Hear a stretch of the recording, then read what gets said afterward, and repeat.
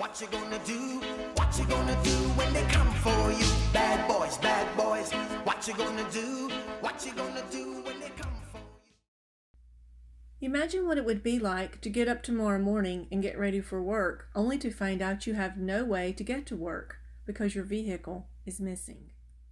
Banks and lending companies are usually very willing to loan out money for any number of things, such as vehicles, houses, company startups, or just to get over the hard times. They are willing to do that because they expect to make some money themselves, either on the interest or the repossessed merchandise. Introducing NAR, National Asset Recovery, a repossession company located in Denver, North Carolina, with satellite locations in Greenville, South Carolina, and North Charleston, South Carolina. They specialize in repossessing assets that have been tagged by banks and lending companies such as automobiles, pickup trucks, box trucks, motorcycles, ATVs, boats, lawnmowers, and even RVs. They scan areas such as apartment complexes, restaurants, plants, hotels, movie theaters, residences, and even hospitals, looking for vehicles on the repossession list. Once repossessed, the belongings inside the vehicle are removed and stored in bins, and the vehicles are kept inside the fence until a car hauler can take them away. If the owner decides to pick up their belongings, they must pay a fine. After 30 days, unclaimed items belong to NAR and are reported to the authority if necessary.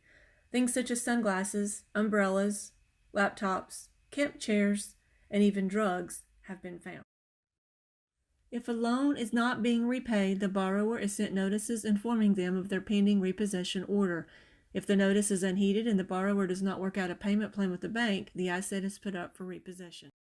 Both my daughter and her husband work for NAR. My daughter Jessie works from 10 p.m. to 6 a.m. as a spotter, and her husband David drives a tow truck. I have always been very leery of her working this job. What does your family and your friends think about you working there? I don't think they really like it that much. I guess because it does have the aspects of a certain amount of danger, per se. They scan both rural and city, and I had the pleasure of riding with her one night. So you said that sometimes, like tonight, we're going to go scan some hotels.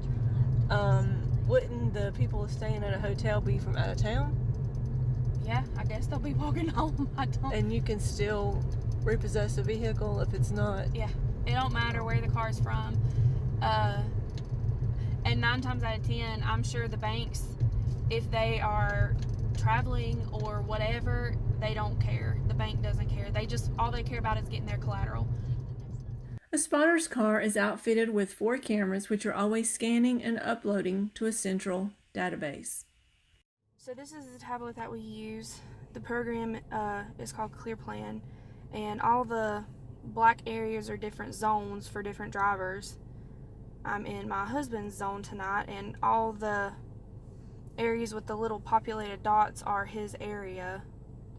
So we would choose a specific account to get the vehicle information, addresses, and stuff like that. Another tablet used software called DRN, Digital Recognition Network, to store and display the tags that were scanned all evening.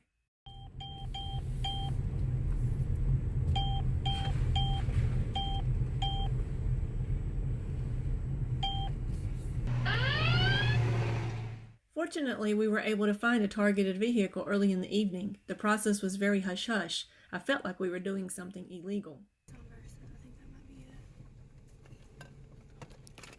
There's a 2427 on that mailbox. Right there it is. It's sitting right there, Mom. Okay. FAA. Yep.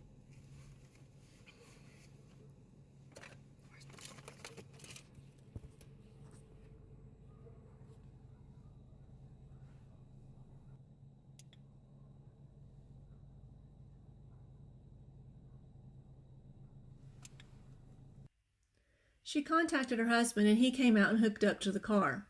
I felt like we were supposed to be whispering even though we were in our vehicle. My heart was hammering in my chest, and I could feel my adrenaline pumping. I know we were taking someone's mode of transportation and they would have no way to travel the next day, but I couldn't help it. It was really an adrenaline rush. There were neighbors watching from across the street, and that made it even more secretive.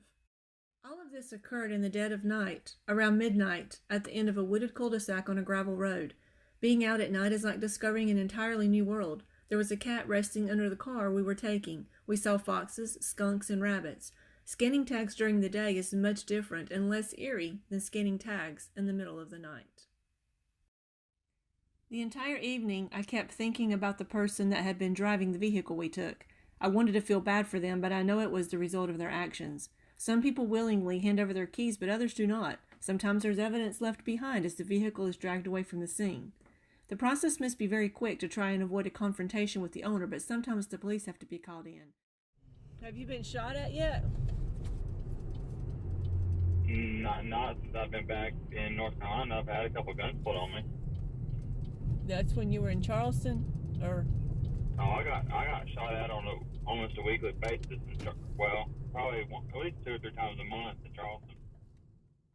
Jessie scanned a little over 2,200 tags the night that I rode with her, but that is much less than her 4,000 to 5,000 nightly average, and her husband averages 50 tows a month. It is certainly a profitable business. I have never had a vehicle repossessed, so I do not know the feeling, but this experience definitely opened my eyes to a whole new world. There is a saying that possession is 9/10 of the law, but that is definitely not the case. Pay your bills or suffer the consequences.